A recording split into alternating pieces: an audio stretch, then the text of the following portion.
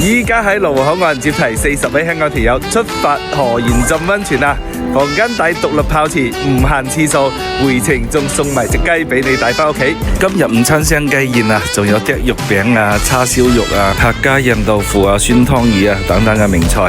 食完飯翻到酒店，酒店先開業2個月咋。如果你提早報名嘅話，仲有免費麻雀房俾到大家打麻雀嘅。另外每間房嘅話都帶獨立泡池嘅。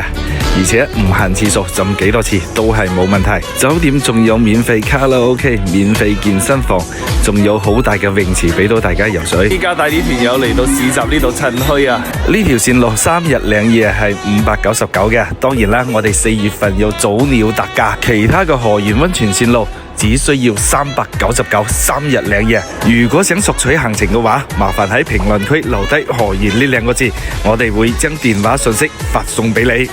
第2日嘅話，我哋到達農場呢邊，坐小貨車遊覽參觀。依家到咗石龍農莊，坐住小火車睇呢個三角梅花，非常之靚啊！小番茄任食唔嬲，食幾多都係冇問題啊！全部都係包門票噶。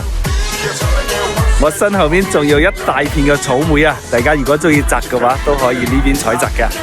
遊覽到尾聲啊，我哋就有番薯糖水俾到各位團友食啊！行程最後啊，梗係要送啲雞俾到各位團友啦！終於捉到一隻啦吓，2個人可以捉一隻帶翻屋企，係免費噶喎。